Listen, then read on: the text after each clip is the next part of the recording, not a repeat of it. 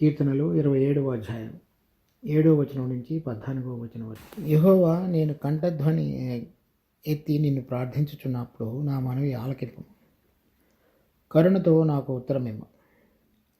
నా సన్నిధి వెతుకుడని నీవు సెలవీయగా, యెహోవా, నీ సన్నిధి నేను వెతికెదనని నా హృదయం నీతో అనెను. నీ ముఖమును నాకు దాచకము, కోపము చేత నీ సేవకుని తోలివేయకము. నా సహాయుడు నీవే. రక్షణకర్తవగు నా దేవా, నన్ను దిగనాడకము, నన్ను విడవకము. నా తల్లిదండ్రులు నన్ను విడిచినను, యెహోవా నన్ను చేరదీయును. యెహోవా, నీ మార్గమును నాకు బోధింపుము. నా కొరకు పొంచి ఉన్న వారిని చూచి సరళమైన మార్గమున నన్ను నడిపింపుము. అబద్ధ సాక్షులను, క్రూరత్వము గ్రక్కువారును నా మీదకి లేచి ఉన్నారు. నా విరోధుల ఇచ్ఛకు నన్ను అప్పగింపకము. సజీవుల దేశమున నేను యెహోవా దయను పొందుదును అన్న నమ్మకము నాకు లేనేడలా నేనేమవుదును. యెహోవా కొరకు కనిపెట్టుకుని ఉండుము. ధైర్యము తెచ్చుకొని నీ హృదయమును నిబ్బరముగా ఉంచుకునుము. యెహోవా కొరకు కనిపెట్టుకుని ఉండుము. ఈ కీర్తన యొక్క నేపథ్యం 2వ సమూయేలు 5వ అధ్యాయం 17వ వచనం నుంచి 6వ అధ్యాయం వరకు ఉన్న సందర్భంలో దావీదు రచించినటువంటి కీర్తన. మొదటి 6 వచనాల్లో ఏ విధంగా ఫిలిష్తీయులు అతని మీదకి 2 సార్లు వచ్చినప్పుడు దేవుని సన్నిధిలో ప్రార్థించి దేవుని యొక్క హస్తం ద్వారా అతడు విడుదల పొంది దేవుని యొక్క భద్రతను చూడగలిగి ఉన్నాడో మనం గత 6 వచనాల్లో కూడా చూసాం. తర్వాత 7వ వచనం నుంచి మనం మరలా చూసినట్లయితే దావీదు యొక్క ప్రార్థన 7వ వచనంలో కొనసాగుతున్నది. యెహోవా, నేను కంఠధ్వని ఎత్తి నిన్ను ప్రార్థించినప్పుడు నా మనవి ఆలకింపుము. కరుణతో నాకు ఉత్తరమిమ్ము. మొదటిసారి ఫిలిష్తీయులు వచ్చినప్పుడు దేవుడు అతనితో ఇచ్చినటువంటి సమాధానం, నువ్వు వెళ్ళి యుద్ధం చేయి, నేను వారిని నీకు అప్పగిస్తానని చెప్పాడు. అదేవిధంగా జరిగింది. రెండవసారి మరలా వచ్చారు వాళ్ళు. వెంటనే ఎక్కువ సమయం కూడా తీసుకోలేదు. మరలా దావీదు దేవుని సన్నిధికి వచ్చినప్పుడు అతడు మరలా అడుగుతున్నాడు, కరుణతో నాకు ఉత్తరమిమ్ము. క్రొత్తగా అతడు యెరూషలేమును స్వాధీనపరుచుకొని తన రాజ్యాన్ని స్థాపించుకొని స్థిరపడుతున్నటువంటి సందర్భంలో ఫిలిష్తీయులు అతని మీదకి దాడి చేసినటువంటి సందర్భం ఇది. సో అతడు నిలదొక్కుంటున్నటువంటి సమయంలోనే ఫిలిష్తీయులు అతని మీదకి యుద్ధానికి వచ్చారు. అప్పుడు మరలా వెంటనే, నేను కరుణతో నాకు జవాబు ఇవ్వు, నేను ఏ విధంగా ఈ యొక్క యుద్ధంలో ముందుకు సాగాలి అని దావీదు ప్రార్థిస్తున్నాడు. అప్పుడు 8వ వచనం, నా సన్నిధి వెతుకుడని నువ్వు సెలవేయగా, యెహోవా, నీ సన్నిధి నేను వెతికెదనని నా హృదయం నీతో అనెను. అప్పుడు దేవుడిచ్చినటువంటి సమాధానం ఏంటంటే, నువ్వు ఏం చేయాలి అనేటువంటిది చెప్పగలేదు, కానీ నువ్వు నా యొక్క సన్నిధిని నువ్వు వెతుకు అని చెప్పాడు. అంటే నువ్వు నా సన్నిధిలో నిలబడి నా యొక్క ముఖ వెలుగును చూసి నడుచుకో అని చెప్తున్నాడు. అది అర్థం. మరి అతనికి కలిగినటువంటి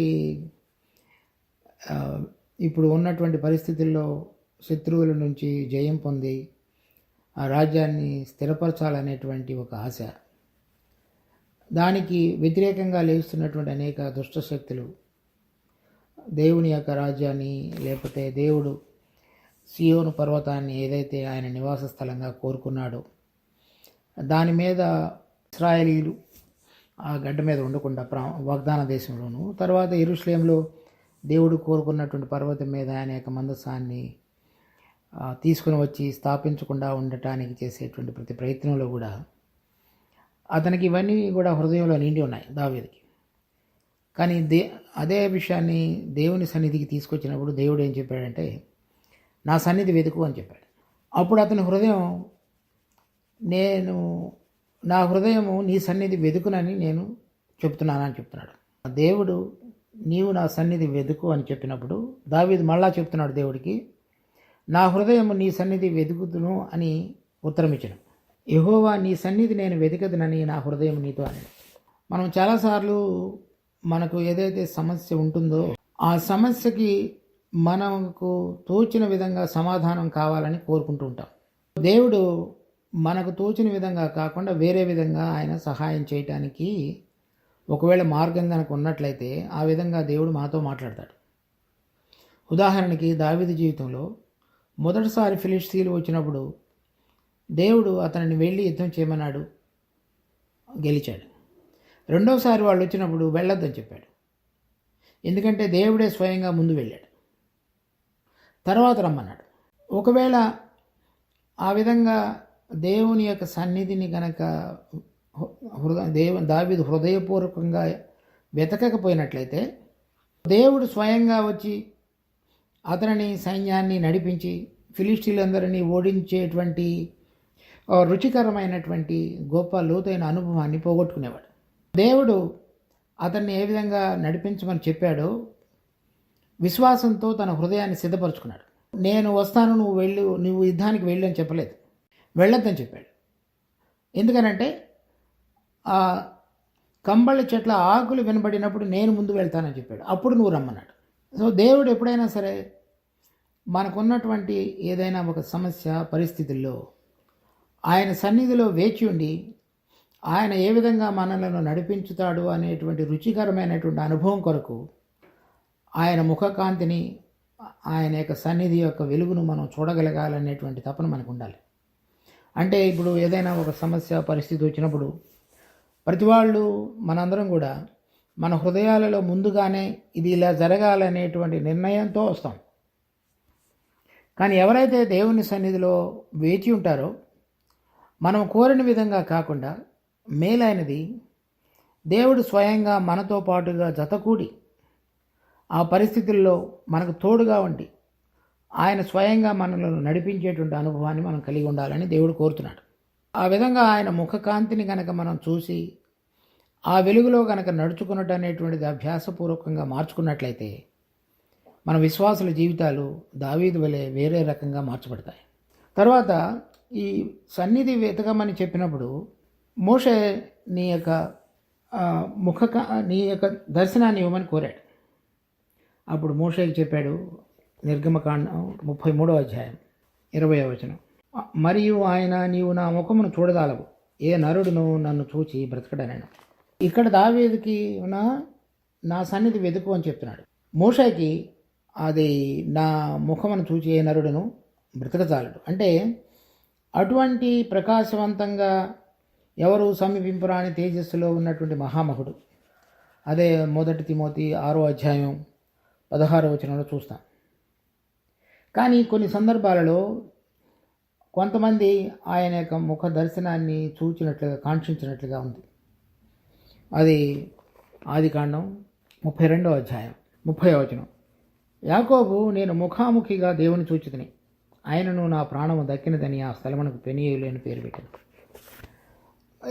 ఎవరైనా మరి మనం కలిగినటువంటి ఈ శరీరము రక్తమాంసములతో నిండినటువంటి శరీరంతో ఆత్మ అయినటువంటి దేవుని యొక్క ముఖ దర్శనాన్ని ఎవరు చూడలేరు. కానీ చూడగలిగేటువంటి విధంగా కొంతమందిని కొన్నిసార్లు దేవుడు సిద్ధపరిచి ఉంచాడు. అంటే మనం ఆయనను చూడగలిగినటువంటి స్థితిలోనికి మన హృదయం వచ్చినప్పుడు ఆయన తను తాను ప్రత్యక్షపరచుకునేవాడుగా ఉన్నాడని మనకు అర్థమవుతుంది. ఉదాహరణకి యాకోబు జీవితంలో తన తుంటి నరాన్ని విరగగొట్టి సంపూర్ణంగా ఆయన మీద ఆధారపడగలిగేటువంటి అనుభవానికి తీసుకొచ్చినప్పుడు, తర్వాత మోషే జీవితంలో కూడా అనేక సార్లు అతనిని సిద్ధపరిచిన తరువాత ఆయన యొక్క వెనక భాగాన్ని మాత్రమే చూడగలిగే విధంగా చేశాడు. అయినప్పటికీ కూడా మోషే యొక్క ముఖం ఎంతో ప్రకాశంతో నిండిపోయింది 40 రోజులు ఉన్న తర్వాత అతని సన్నిధిలో. మరి ఆ విధంగా ఇప్పుడు ఈ నూతన నిబంధన కాలంలో మనం ఆయన సన్నిధిని వెతకటం అంటే మన హృదయాన్ని ఆయన వాక్యంలో తెలియపరచబడినటువంటి విధంగా ఏదైతే ఆయన యొక్క వ్యక్తిత్వం ఉన్నదో దానికి అనుగుణంగా నడుచుకునటానికి కలిగినటువంటి మనసే మనం ఆయన సన్నిధిని వెతకటం. అదే దేవుడు మాటిమాటికి మన జీవితంలో కోరేది. అలా గనక మనం ఏదైతే నూతన నిబంధనలో ఆ శరీరము, ఆ వాక్యము శరీరధారి అయి మన మధ్యలో నివసించడం అంటే యేసు ప్రభు ఆ వాక్యంలో రాయబడి ఉన్నదంతా కూడా తన జీవన విధానంలో మనకు తెలియపరిచి వెళ్ళి ఉండగా దానిని గనక మనం వెతికి మన హృదయంలో దాన్ని మనం పొందాలి, ఆ విధంగా జీవించాలని ఆశ కలిగి ఉంటే ఆయన సన్నిధి యొక్క రుచిని మనం అనుభవించగలుగుతాం. అప్పుడు మన జీవితంలో కలిగేటువంటి ప్రతి పరిస్థితిలో ఆయన ఏ విధంగా మనలను నడిపించుతాడు అనేటువంటి అనుభవంలోనికి మనం తీసుకుని రాబడగలుగుతాం. దేవుడు మనకు కూడా చెప్పేది అదే. అంటే ఆయన యొక్క సన్నిధిని, అంటే ఆయన వాక్యంలో చెప్పబడినటువంటి మార్గాలను మనకు కలిగినటువంటి కోరికలు లేక ఇష్టాలు జ్ఞానం చొప్పున కాకుండా ఆయన తన వెలుగులో ఏదైతే మనకు తెలియపరచాలని కోరుతున్నాడో దాన్ని వెతికి కలిగినటువంటి మనసు ఉన్నప్పుడు మనం ఎంతో భద్రపరచబడి ముందుకు సాగించబడగలుగుతాం. 9వ వచనం, నీ ముఖమును నాకు దాచకము, కోపము చేత నీ సేవకుని తోలివేయకము, నా సహాయకుడు నీవే, రక్షణకర్తవగు నా దేవా, నన్ను దిగనాడకము, నన్ను విడివకము. ఇటువంటి పరిస్థితుల్లో నన్ను శత్రువులు లేకపోతే నా యొక్క యాత్ర మార్గంలో అనేకమైన పరిస్థితులన్నింటిలో కూడా నన్ను విడవకుండా నన్ను నడిపించు అని చెప్తున్నాడు. 10వ వచనం, నా తల్లిదండ్రులు నన్ను విడిచినను యెహోవా నన్ను చేరదీయను. ఒకవేళ ఈ రక్తమాంసములతో జీవిస్తున్నటువంటి శరీరంలో నేను నీకు దగ్గరగా వచ్చి నీ సన్నిధిని వెతికి నీ మార్గంలో నడిచేటువంటి ప్రయత్నంలో జీవిస్తున్నప్పుడు అది నా తల్లిదండ్రులకు వ్యతిరేకంగా ఉంటున్నప్పటికీ కూడా వాళ్ళు నన్ను విడిచిపెట్టినట్లయితే నీవు నన్ను విడిచిపెట్టవద్దు అని చెప్తున్నాడు. మన ప్రభువైన యేసుక్రీస్తు కూడా ఈ లోకంలో ఉన్నప్పుడు చెప్పినాడు, నేను ఈ లోకంలోనికి సమాధానం కలుగు చేయవచ్చునని మీరు అనుకొనవద్దు. తండ్రి కుమారునికి, కుమారుడు తండ్రికిని, అలా ప్రతి ఒక్కరూ కూడా ఒక కుటుంబంలోనే వేరువేరుగా విరోధంగా లేచెదరు. అదే మరి మొదటి తెస్సలోనికీల్లో కూడా, తెస్సలోనిలో ఉన్న సంఘంలో కూడా వారి ద్వారా వారు హింసించబడ్డారు. అదేవిధంగా యూదులలో కూడా అనేక మంది ప్రభువును అంగీకరించి వెంబడించడానికి చూచినప్పుడు వాళ్ళందరూ కూడా ప్రభువును అంగీకరించిన వాళ్ళని హింసించారు. సో నేను నా జీవితంలో ఏదైతే నీ ముఖ దర్శనాన్ని చూచి నీవు కోరిన విధంగా జీవించడానికి నా హృదయాన్ని సిద్ధపరచుకొని వేచియుండి ముందుకు నడిచేటువంటి సందర్భంలో నాకు అతి సమీపంగా ఉన్నటువంటి నా బంధువులు, తల్లిదండ్రులు ఎవరైనప్పటికీ కూడా నన్ను విడిచిపెట్టినప్పటికీ నీవు నన్ను చేరదీయదు, నువ్వు నన్ను విడిచిపెట్టకు.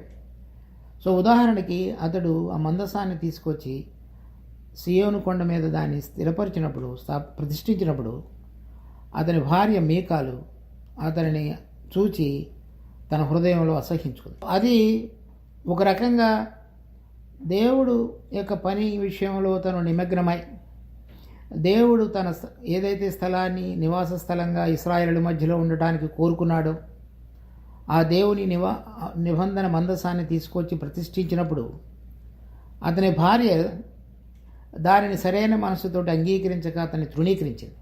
ఆ మనసుతో అతడు, అంటే నాకు ఎంత సమీపంగా ఉంటున్నప్పటికీ, దగ్గర వారైనప్పటికీ కూడా వాళ్ళు విడిచినప్పటికీ నీవు నన్ను మాత్రం విడిచిపెట్టవద్దు.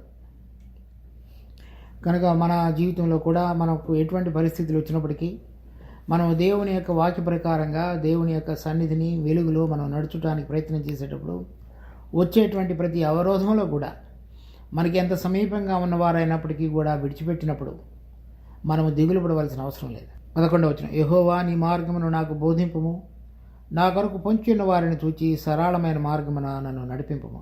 అబద్ధ సాక్షులను, క్రూరత్వము వెళ్ళగక్కువారును నా మీదకి లేచి ఉన్నారు, నా విరోధుల ఇచ్చకు నన్ను అప్పగింపకము. వాళ్ళు ఆ విధంగా నడుస్తున్నప్పుడు, అంటే మన తల్లిదండ్రులు కానీ లేకపోతే వేరేవారు కానీ, లేక 12వ వచనంలో చెప్పబడినటువంటి అబద్ధ సాక్షులు కానీ, క్రూరత్వం వెళ్ళగక్కేవారు కానీ. సో దావీదుతో దగ్గరగా ఉన్నటువంటి వాళ్ళందరూ కూడా మంచివారని అనుకోవడానికి వీల్లేదు, అతనికి సమీపంగా ఉన్నవాళ్ళు కూడా. అంటే వాళ్ళందరూ కూడా ఎప్పుడైతే దావీదు తన హృదయంలో దేవుని సన్నిధిని వెతికి దేవుని యొక్క చిత్తాన్ని తెలుసుకొని ఆ సమభూమిలో తన యొక్క పాదములను నిలిపి ఆ విధంగా నడిపించబడాలని కోరుతున్నాడు, అటువంటి జీవితం అందరికీ ఇష్టకరం కాదు. తన చుట్టూ ఉన్న వాళ్ళందరి హృదయాలలో దేవుని యొక్క నీతి ఇతనిలో జరిగించబడటం చూచినప్పుడు వారందరూ కూడా వాళ్ళ మనస్సాక్షి విషయమై గద్దించబడేవారుగా ఉంటారు. కనుక ఆ గద్దింపుకు వారు లోబడకుండా ఇతని మీద వ్యతిరేకంగా లేచి కుయుక్తి చేత అతనిని కిందకి లాగడానికి చేసే ప్రయత్నాలు ఉన్నాయి. సో వాటన్నిటి నుంచి కూడా నన్ను కాపాడని ప్రార్థిస్తున్నాడు. సో విశ్వాసులమైన మనం కూడా మనకి ఇవ్వబడినటువంటి వాక్యం యొక్క వెలుగులో మనము దేవుని సన్నిధిని వెతికి ఆ ప్రకారంగా నడవచూడటానికి చేసే ప్రతి ప్రయత్నంలో కూడా మన శరీర సంబంధంగా ఉన్నటువంటి మన తల్లిదండ్రులు కానీ, మన కుటుంబీకులు కానీ, లేక మన భార్య బిడ్డలు కానివ్వండి, ఆ వెలుగు ఎవరికి ఉంటున్నదో ఆ వెలుగులో, అదే వెలుగులో వేరే మన కుటుంబ సభ్యులు కానీ, మనకు సమీపంగా ఉన్నవారు కానీ లేకపోయినట్లయితే ఆ వ్యత్యాసం అనేటువంటిది మన జీవితంలో కనబడుతుంది. ఆ సందర్భంలో మనం ఏ విధంగా నడిపించబడాలనేటువంటిది మనం దేవుని సన్నిధిలో వెతకాలి.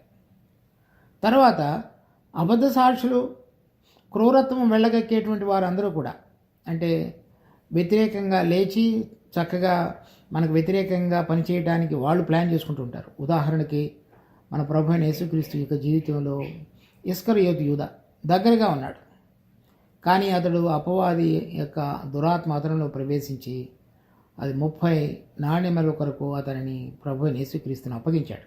మన జీవితంలో కూడా ఈ అపవాది రకరకాలుగా అనేక మందిని లేపి, ఎవరైతే నీతిగాను దేవుని సన్నిధిని వెతికి ఆయన కోరిన విధంగా జీవించాలని కోరుతున్నారో వాళ్ళందరి మీదకి అపవాది రకరకాలైనటువంటి మనుషులను ప్రలోభపెట్టి మనకు వ్యతిరేకంగా వాడుకొని ఎంతో నిరుత్సాహాన్ని, చాలాసార్లు కృంగుదలని తీసుకొచ్చేవాడుగా ఉంటాడు. 13వ వచనం, సజీవుల దేశమున నేను యెహోవా దయను పొందుదును అన్న నమ్మకము నాకు లేని ఎడల నేను ఏమవుదును. ఈ విధంగా నేను జీవించితే సజీవులున్న దేశంలో నేను దయను పొందుదునన్న నమ్మకం నాకు లేకపోతే ఆ సజీవులున్న దేశం ఏమిటి? దేవుడు తన యొక్క ఏర్పాటులో స్థాపించబోతున్నటువంటి పరలోక సంబంధమైన రాజ్యం.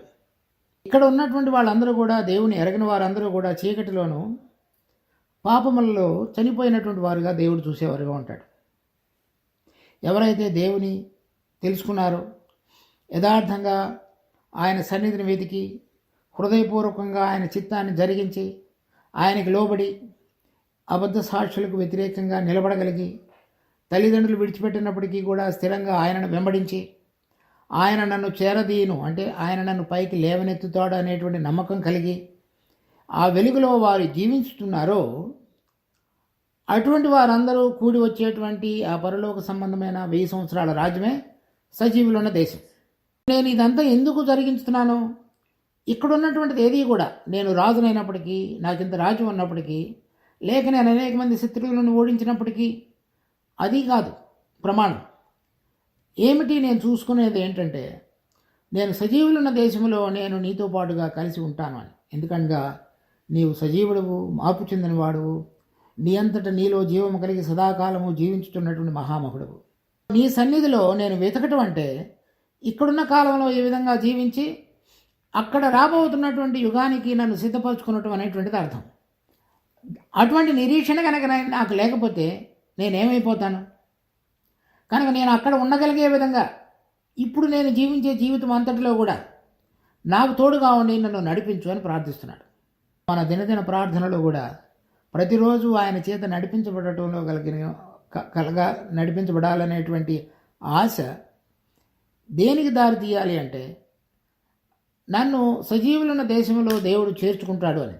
అంటే ఆయనతో పాటుగా కలిసి సదాకాలం జీవించి ఆ 1000 ఏళ్ల పరిపాలనలో నేను ప్రవేశించగలిగే విధంగా నన్ను సిద్ధపరుస్తాడు అనేది.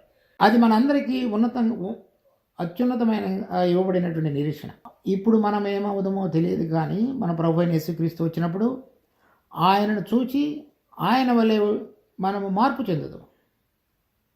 సజీవులు ఉన్న దేశం అంటే మనము ఆయన పోలికలోనికి మార్చబడి ఆయన ఉన్నటువంటి స్థలంలో ఉండుటకు యోగ్యులంగా ఎంచబడి ఆయనతో పాటుగా 1000 సంవత్సరాలు పరిపాలన చేయగలిగే విధంగా మార్చబడినటువంటి ప్రజలు ఉండేటువంటి స్థలమే సజీవులు ఉన్న దేశం. అది నాకు నిరీక్షణ. ఒకవేళ అది లేకపోతే నేనేమైపోతాను అంటే, మన జీవితంలో జరిగేటువంటి ప్రతిదీ కూడా మనం పరలోకవాసులమని, అక్కడికి చెందిన వారమని, ఆయన యొక్క ముఖకాంతిలో మన జీవితాన్ని ప్రతిరోజు నడిపించుకోవాలనేటువంటి కలిగి ఆయన సన్నిధిలో మనం వేచి ఉండి మన ప్రార్థన దానికి సరిపోయినదిగా చూసుకోవాలి. 14 యెహోవా కొరకు కనిపెట్టుకునేము, ధైర్యం తెచ్చుకొని నీ హృదయమును నిబ్బరముగా ఉంచుకునేము. యెహోవా కొరకు కనిపెట్టుకునేము. మరి ఈ విధంగా దావీదు తను రాజుగా ఉంటున్నప్పటికీ యెహోవా కొరకు కనిపెట్టుకునేము అంటే అప్పుడున్నటువంటి తాత్కాలిక సమస్యలలో దేవుడు తనకు తోడుగా ఉండి నడిపించబడుట అనేటువంటిది మాత్రమే కాకుండా, దేవుడు తిరిగి వచ్చినప్పుడు ఆ లేవనెత్తబడేటువంటి గుంపులో తను కూడా లెక్కించబడిన వాడుగా ఉండాలనేటువంటి నిరీక్షణ కలిగి ఆయన కొరకు నువ్వు కనిపెట్టు. నీవు నీ హృదయాన్ని అధైర్యపరుచుకోవద్దు. ఎందుకంటే ఇప్పుడు మనం చూస్తున్నటువంటి విషయాలు ఏవి కూడా ప్రభు రాబోతున్నాడు, మనం వెళ్ళబోతున్నాం అనేటువంటి దానికి భిన్నంగా జరుగుతున్నాయి. కనుక ఇక్కడున్న పరిస్థితులు చూసినప్పుడు ప్రభు ఎప్పుడు వస్తాడో మరి అంతవరకు మనం వేచి ఉండగలమా? ఈ జీవిత యాత్ర అంతటిలో కూడా ప్రభువుకు నమ్మకంగా నేను జీవించగలనా అనేటువంటిది మన హృదయం కొన్నిసార్లు కృంగుదలలోనికి వస్తుంది. అలా కాకుండా మరి మనం ధైర్యం తెచ్చుకొని ప్రభువు నమ్మదగిన వాడు కనుక, ఆయన వాగ్దానంలో నమ్మదగినవి కనుక, ఆయన ఇచ్చినటువంటి వాగ్దాన ప్రకారంగా ఆయన మనల్ని వచ్చి చేరదీసేటువంటి వాడు కనుక, ఆయన ముఖకాంతిని కనుక మనం ఇప్పుడు వెతికి ఆయన సన్నిధిలో కనుక నడిచినట్లయితే ఆయన వచ్చినప్పుడు ఆయన పోలికలోనికి మనం మార్చబడతాం. ఆ నిరీక్షణతోటి ఆ సజీవులున్న దేశంలో ప్రవేశించగలగడానికి కలిగినటువంటి హృదయ నిబ్బరంతో మన జీవిత యాత్రను ప్రతిరోజు దావీదు కొనసాగించినట్లుగా మనం కూడా కొనసాగించాలి. దేవుడు ఈ వాక్యమును మనకు ఆశీర్వదించును గాక. మా జీవం కలిగిన తండ్రి, మీకు ఎంతో వందనాలు. ఈ దినాన్ని మాకు ఆశీర్వాద కారణంగా మార్చి మీరు కోరిన విధంగా మరి మీ యొక్క ముఖ కాంతిలో, మీ సన్నిధిలో మా ప్రతి అడుగును సరిదిద్దుకుంటూ జీవించగలుగుటకు, దానికి పరిణామంగా సంభవించబోయేటువంటి సజీవులున్న దేశంలో మేము ప్రవేశించుతామనేటువంటి నిరీక్షణ కలిగి మా హృదయాన్ని ధైర్యపెచ్చుకొని మీ కొరకై కనిపెట్టుకునగలిగిన జీవితంలోనికి మమ్మల్ని మార్చుకొని ప్రార్థిస్తున్నాం. ప్రతిరోజు అనేక సందర్భాలలో మీ సన్నిధి వెతకక మేము కోరిన విధంగా మా ఇష్టం వచ్చినట్లుగా నడుచడం ద్వారా మా హృదయంలో ఆ సజీవులున్న దేశంలో మేము ప్రవేశించి మీతో మహిమలో పాలివారమై ఆ రాజ్యంలో ఏలికలుగా ఉంచబడేటువంటి ధన్యతను మెల్లమెల్లగా ప్రభు మరుగు చేసుకుంటున్న వారుగా కనబడుతున్నాం. కనుక దానిలో నుంచి మమ్మల్ని సంపూర్ణంగా బయటికి తీసుకుని వచ్చి ప్రతిసారి, ప్రతి విషయంలో, ప్రతిరోజు మరి మీరు ఏదైతే కోరుతున్నారో దాన్ని మేము వెతకగలిగిన మార్గాన్ని మా హృదయాల్లో సిద్ధపరచండి. సహజంగా మా హృదయాలలో మాకు కలిగిన జ్ఞానము, బుద్ధి, అనేక వనరులు లేక మేము చేయగలుగుతున్నాము అనేటువంటి నిబ్బరంతో కూడిన మా యొక్క మరి శరీర సంబంధమైన బలం ద్వారా కాక, ప్రతిదానిని కూడా మీలో యొక్క వెలుగులో రుచి చూడగలిగి పరీక్షించి ఆ ప్రకారంగా నడవగలగటానికి మా జీవితాన్ని దినదిన అభ్యాసపూర్వకమైనదిగా మార్చమని వేడుకుంటున్నాము. మా రక్షకుడు ప్రభు అయిన యేసు నామమున అడిగి వేడుకుంటున్నాము తండ్రి. ఆమేన్.